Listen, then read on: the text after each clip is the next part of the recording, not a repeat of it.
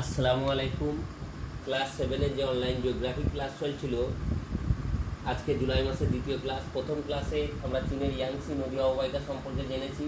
আজকের ক্লাসে আমরা টোকিও ইয়োকোহামা শিল্প অঞ্চল সম্পর্কে জানব। টোকিও ইয়োকোহামা শিল্প অঞ্চলটি জাপানে অবস্থান করছে। দেখো জাপানের চিত্রটা আমি এঁকেছি। দেখো জাপান প্রধানত চারটি দ্বীপ নিয়ে গঠিত। দেখো 1 নম্বর দ্বীপ, 2 নম্বর, এই 3 নম্বর, এই 4 নম্বর। দেখো ভালো করে, 1টা 2টো 3টে, এই 4টি দ্বীপ নিয়ে গঠিত। এই যে 4টে দ্বীপের মধ্যে এই যে দ্বীপটা, এটা হচ্ছে হনসু দ্বীপ। হনসু দ্বীপ এদের মধ্যে দেখো সব থেকে বৃহত্তম। এগুলো দেখো ছোট, হনসু দ্বীপটা সব থেকে বৃহত্তম। এই হনসু দ্বীপের পূর্বাংশটা আমরা কি জানি? এই দিকটা পূর্ব, আমরা ম্যাপের এই দিকটা জানি পূর্ব দিক, এই দিকটা জানি পূর্ব দিক। এই হনসু দ্বীপটা কি? এই হনসু দ্বীপের পূর্ব দিকে 7টি অঞ্চল নিয়ে একটি কান্ত সমভূমি গড়ে উঠেছে। এই হনসু দ্বীপের পূর্ব দিকে 7টি অঞ্চল নিয়ে কান্ত সমভূমি গড়ে উঠেছে। এই 7টি অঞ্চল কি কি? তোচিগি, ইবারকি, সাইতামা, টোকিও, চিবা, গানমা এবং কানাগাওয়া। এই 7টি অঞ্চল কি কি? গানমা, তোচিগি, ইবারকি, সাইতামা, টোকিও, চিবা এবং কানাগাওয়া। এই 7টি অঞ্চল নিয়ে এই কান্ত সমভূমি গড়ে উঠেছে। এই কান্ত সমভূমি অত্যন্ত ঘন বসতিপূর্ণ। এই জাপানের যে সমস্ত লোকের মধ্যে, মানে টোটাল জাপানে যত লোক আছে তার 3 ভাগের 1 ভাগ লোক এই কান্ত সমভূমিতে বসবাস করে। অর্থাৎ জাপানের যদি ধরো 3 কোটি লোক আছে, তার মধ্যে 1 কোটি লোক এই কান্ত সমভূমিতে বসবাস করে। অর্থাৎ এখানকার আমার বলার উদ্দেশ্য এটাই যে এখানে জনবসতি অত্যন্ত ঘন। এই টোকিও উপসাগরকে কেন্দ্র করে এই সমভূমির বিস্তার লাভ করেছে। এখানে টোকিও উপসাগর আছে, এই টোকিও উপসাগরকে কেন্দ্র করে এই সমভূমি বিস্তার লাভ করেছে। এখানে কিছু বেশ বড় বড় শহর রয়েছে। কি কি? টোকিও শহর আছে, ইয়োকোহামা শহর আছে, চিবা আছে, কাওয়াসাকি আছে ইত্যাদি শহর এখানে বৃহত্তম প্রধানত 4টি বড় বড় শহর রয়েছে। এই শহরগুলোর অন্যতম বৈশিষ্ট্য কি? এগুলো যেহেতু সমুদ্রের ধারে অবস্থান করছে, তাই প্রতিটি শহরেই কি আছে? বন্দর আছে। এবং এই বন্দরগুলোর সাথে অন্যান্য দেশে বন্দরের সঙ্গে যোগাযোগ রয়েছে। আর এই যোগাযোগের মাধ্যমে কি হয়েছে? এগুলো আমদানি রপ্তানির ক্ষেত্রে একটি গুরুত্বপূর্ণ ভূমিকা গ্রহণ করে। যেহেতু এই বন্দরগুলো অন্যান্য দেশের সঙ্গে যুক্ত আছে, তাই এর মাধ্যমে কী হয়? আমদানি রপ্তানিতে একটা গুরুত্বপূর্ণ ভূমিকা গ্রহণ করে। এই কান্ত সমভূমি অঞ্চল হচ্ছে একটা বৃহত্তম শিল্প অঞ্চল। এই কান্ত সমভূমির তীরে যে টোকিও ইয়োকোহামা শিল্প অঞ্চল গড়ে উঠেছে, আজকে আমাদের আলোচ্য বিষয় টোকিও ইয়োকোহামা শিল্প অঞ্চল। এর আরেকটা নাম হচ্ছে কিহিন শিল্প অঞ্চল। তাহলে আমাদের যদি টোকিও ইয়োকোহামা শিল্প অঞ্চল না দিয়ে যদি বলে কিহিন শিল্প অঞ্চল কি বা তার অবস্থান, তার বৈশিষ্ট্য লেখো, তাহলেও কিন্তু এই টোকিও ইয়োকোহামা শিল্প অঞ্চলই হবে। টোকিও ইয়োকোহামা শিল্প অঞ্চলের তাহলে অপর নাম কি হলো? কিহিন শিল্প অঞ্চল। দ্বিতীয়ত দেখো, টোকিও ইয়োকোহামা শিল্প অঞ্চল জানার আগে টোকিও এবং ইয়োকোহামা এই শহর দুটি সম্পর্কে আমি জানি। কি করবো আমরা? টোকিও এবং ইয়োকোহামা শহর সম্পর্কে জানবো। টোকিও কি? জাপানের রাজধানী হচ্ছে টোকিও। বিশ্বের বৃহত্তম শহরগুলির মধ্যে একটি অন্যতম বৃহত্তম শহর হচ্ছে টোকিও। টোকিওর জনঘনত্ব বিশ্বের অন্য যে কোনো জায়গার থেকে টোকিওর জনঘনত্ব বেশি। একটা বিশ্বের সব থেকে বড় শহরগুলোর মধ্যে টোকিও হচ্ছে একটা বৃহত্তম শহর। এই শহরকে কেন্দ্র, যেমন এখানে বাণিজ্য কেন্দ্র গড়ে উঠেছে, তেমনই অন্যদিকে শিক্ষা সংস্কৃতির একটি প্রতিষ্ঠান। টোকিও হচ্ছে একদিকে যেমন অন্যতম বিশ্বের বাণিজ্য কেন্দ্র, বড় শহর, তেমন এটি একটি শিক্ষা সংস্কৃতিরও পীঠস্থান। যেমন একদিকে টোকিও, তাহলে একদিকে যেমন বৃহত্তম শহর, অন্যদিকে শিক্ষা সংস্কৃতির একটি পীঠস্থান। আর ইয়োকোহামা কি?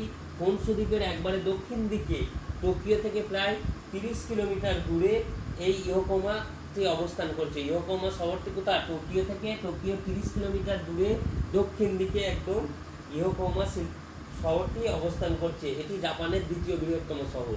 টোকিও হচ্ছে সব থেকে বৃহত্তম শহর, ইয়োকোহামা হচ্ছে দ্বিতীয় বৃহত্তম শহর।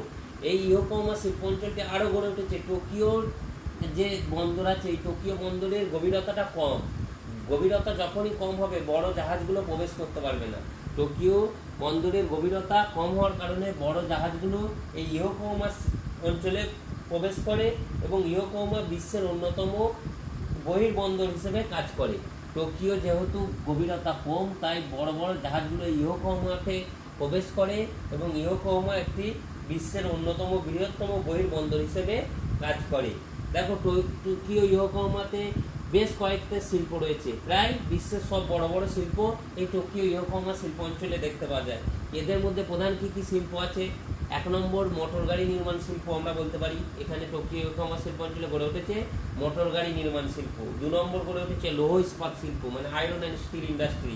3 নম্বর গড়ে উঠেছে বিমান নির্মাণ শিল্প। তাহলে লৌহ ইস্পাত শিল্প, বিমান নির্মাণ শিল্প, মোটর গাড়ি নির্মাণ শিল্প, ইলেকট্রনিক শিল্প, আবার তথ্য প্রযুক্তি শিল্প।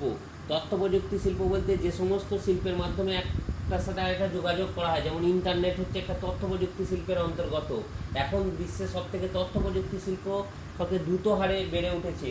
তার মধ্যে এখানে জাপানে তথ্য প্রযুক্তি শিল্পেরও উন্নতি চরম পর্যায়ে পৌঁছেছে। তাহলে এখানে কি কি বড় শিল্প রয়েছে? লৌহ ইস্পাত শিল্প, মোটর গাড়ি নির্মাণ শিল্প, বিমান নির্মাণ শিল্প, ইলেকট্রনিক শিল্প, তথ্য প্রযুক্তি শিল্প, জৈব প্রযুক্তি শিল্প, খাদ্য প্রক্রিয়াকরণ শিল্প, কার্পাস বস্ত্র বয়ন শিল্প, পশম শিল্প ইত্যাদি। তাহলে এই জাপানে আমরা কী কী শিল্প পেলাম? কার্পাস বস্ত্র বয়ন শিল্প, কাগজ শিল্প, খাদ্য প্রক্রিয়াকরণ শিল্প, জৈব প্রযুক্তি শিল্প, তথ্য প্রযুক্তি শিল্প, বড় শিল্পের মধ্যে ইলেকট্রনিক শিল্প, বিমান নির্মাণ শিল্প, মোটর গাড়ি নির্মাণ শিল্প, লৌহ ইস্পাত শিল্প ইত্যাদি শিল্প এই টোকিও ইয়োকোহামা শিল্প অঞ্চলে গড়ে উঠেছে। এই টোকিওর বেশ কয়েকটি সমস্যা রয়েছে। এই টোকিও শিল্প অঞ্চলে অনেক সমস্যা রয়েছে। অনেক সময় আসে 3 নম্বরের প্রশ্ন আসতে পারে যে টোকিও শিল্পের সমস্যাগুলি লেখো। টোকিও শিল্পের সমস্যাগুলি লেখো। এখানকার সমস্যাগুলোর হচ্ছে প্রধান সমস্যা হচ্ছে অত্যধিক জনঘন বসতিপূর্ণ, মানে জনবসতি খুব ঘন। এখানে আমি কি আগেই বলেছি, এখানে জনবসতি খুব ঘন জনবসতিপূর্ণ হওয়ায় কী হয়, এখানে যে সমস্ত পরিবহন ব্যবস্থারও অবস্থা খারাপ। কি পরিবহন ব্যবস্থায় জ্যামের পরিমাণ বেশি হবে, যখন রোডে গাড়ির পরিমাণ বেশি হবে তখন জ্যামও বেশি হবে, ফলে মানুষের অসুবিধাও বেশি হবে। তাহলে 1 নম্বর পয়েন্ট হলো ঘনবসতিপূর্ণ, 2 নম্বর সীমাবদ্ধ পরিবহন, 3 নম্বর জমির অভাব। এখানে খুব ফাঁকা জমির পরিমাণ বা জমির অভাব খুব, মানে জমির পরিমাণ খুব কম। 4 নম্বর এগুলো যখন বেশি হবে তখন কি হবে, শিল্পাঞ্চল যখন বেশি হবে, জমির পরিমাণ কম হবে, যানবাহনের পরিমাণ বেশি হবে, তখন কি হবে, সবথেকে বড় ক্ষতিদায়ক জিনিস এখন যেটা সবথেকে বড় ক্ষতিদায়ক জিনিস কি, পরিবেশ দূষণ। আজকে দেখো পরিবেশ দূষণের ফলে বিশ্ব উষ্ণায়ন হচ্ছে, সমস্ত জিনিস আবহাওয়ার পরিবর্তন হয়ে গেছে। যে সময় গরম থাকার কথা গরম থাকছে না, শীতের সময় শীত হচ্ছে না, আবার বর্ষার পরে বর্ষা আসছে, নাহলে আগে আসছে, ঠিকঠাক সময় কিছুই আসছে না। এর প্রধান কারণ হচ্ছে পরিবেশ দূষণ। তাহলে টোকিওর সমস্যা সম্পর্কে আমরা জানতে পারলাম, এখানে অত্যাধিক জনঘন বসতিপূর্ণ, যানবাহনের চাপ খুব বেশি, জমির অভাব, মানে মানুষেরও জমির চাপ খুব বেশি, তাছাড়া পরিবেশ দূষিত, এখানে পরিবেশ খুব দূষণযুক্ত। আর এইখানে এই টোকিও সমস্যাকে সমাধান করতে গেলে অনেক সময় টোকিওর সমস্যার সমাধান আসতে পারে। সমাধান করতে গেলে কী করতে হবে, এই যে কারখানাগুলো আছে এখানে বেশি সবথেকে দূষণ কি, কারখানাগুলো ঘন হওয়ায় এই কারখানাগুলো পার্শ্ববর্তী অঞ্চল চিবা, ইবারকি ইত্যাদি শহরের দিকে সরিয়ে নিয়ে যাওয়ার কথা এখন জাপান সরকার ভাবছে। এই যে সমস্যা আছে, এই সমস্যাকে দূর করার জন্য জাপান সরকার কি করছে, যে ভাবছে যে এত যে শিল্পাঞ্চল টোকিও অঞ্চলে আছে এই শিল্পগুলো পার্শ্ববর্তী শহর ইবারকি চিবা ইত্যাদি শহরের দিকে সরিয়ে নিয়ে যাওয়া। তারপরে দেখো ইয়োকোহামা শিল্পাঞ্চল, টোকিওর থেকে কিন্তু ইয়োকোহামা শিল্পাঞ্চল আদর্শের দিকে দেখো আলাদা। কি দেখিয়েছে, গোটা বিশ্বকে নগর পরিকল্পনার নতুন দিশা দেখিয়েছে ইয়োকোহামা শিল্পাঞ্চল। গোটা বিশ্বকে নগর পরিকল্পনার কীভাবে নগর গড়ে উঠলে পরিবেশ দূষণ কম হবে তার কিন্তু দিশা দেখিয়েছে ইয়োকোহামা। একদিকে টোকিও যেমন দেখিয়েছে পরিবেশ খুব দূষণ হচ্ছে, অন্যদিকে কিন্তু পার্শ্ববর্তী শহর ইয়োকোহামা শিল্পাঞ্চল কিন্তু দেখিয়েছে গোটা বিশ্বকে যে কীভাবে পরিবেশ দূষণ কম হবে। 2 নম্বর দেখো, জাপান সরকার কর্তৃক 2008 সালে এই ইয়োকোহামাকে আদর্শ পরিবেশ বান্ধব হিসেবে ঘোষণা করেছে। আদর্শ পরিবেশ বান্ধব শহর বলতে পরিবেশের বন্ধু। এই যেমন জাপান, টোকিও যেমন পরিবেশের শত্রু, তেমন পরিবেশের বন্ধু হিসেবে ইয়োকোহামা শিল্প অঞ্চল গড়ে উঠেছে। শিল্প দূষণ প্রতিরোধ করতে সক্ষম হয়েছে, অর্থাৎ এখানে যে শিল্প অঞ্চল আছে সেই শিল্পগুলো দূষণ কম করে। অর্থাৎ কি করে, যে এখান থেকে ধরো কোনো কলকারখানার যে ধোঁয়া বেরোয় সেখানে যদি চিমনি লাগানো হয় তাহলে দূষণ কম হয় ইত্যাদি, এরকম ব্যবস্থাপনা ইয়োকোহামা শিল্প অঞ্চলে গড়ে উঠেছে। এখানে বজ্রের, যে আমরা কোনো জিনিস ব্যবহারের পর যখন সেটাকে ফেলে দিই তখন তাকে বজ্র বলা হয়, এই বজ্রের পরিমাণও খুব কম এই ইয়োকোহামা শিল্প অঞ্চলে, এবং এই বজ্রগুলি পুনর্ব্যবহার করার চেষ্টা করছে। অর্থাৎ এমন জিনিস ব্যবহার করতে, আমাদের যেমন এইদিকে দেখবে এখন প্লাস্টিকের ব্যবহার কমেছে, পলিথিন বাজারে দিচ্ছে না, তার বদল কাগজ বা পাটের ব্যাগ ব্যবহার করা হচ্ছে। এগুলো কি হয়, মাটিতে মিশে যায়, প্লাস্টিক মাটিতে মিশে না, ফলে পরিবেশ দূষণ হয়। এই সমস্ত জিনিসগুলো এই ইয়োকোহামা শিল্প অঞ্চল ত্যাগ করে। এছাড়া এখানে পতিত যে জমিগুলো আছে, মানে পড়ে থাকছে যে জমিগুলো, সেগুলোকে ব্যবহার করার চেষ্টা করছে। তাহলে টোকিও ইয়োকোহামা শিল্প অঞ্চল, দুটো শিল্প অঞ্চলের মধ্যে কিন্তু তফাৎ রয়েছে। টোকিও যেমন একদিকে পরিবেশ দূষণ করে, ইয়োকো কিন্তু পরিবেশকে দূষণ করেনি, মানে উন্নতির সাথে সাথে পরিবেশকে সঠিকভাবে বজায় রেখেছে। একে বলা হয় সাস্টেনেবল ডেভেলপমেন্ট। পরবর্তী ক্লাস যখন অন্য উঁচু ক্লাসে উঠবে, তোমরা দেখবে সাস্টেনেবল ডেভেলপমেন্ট সম্পর্কে জানবে। সুস্থায়ী উন্নয়ন মানে একদিকে যেমন সমাজের উন্নতি হবে, অন্যদিকে পরিবেশেরও ক্ষতি হবে না। আমাদের কি হয়, যখন সমাজের উন্নতি করতে গিয়ে পরিবেশের ক্ষতি করে ফেলি, কিন্তু এই পরিবেশের ক্ষতিও কম হবে।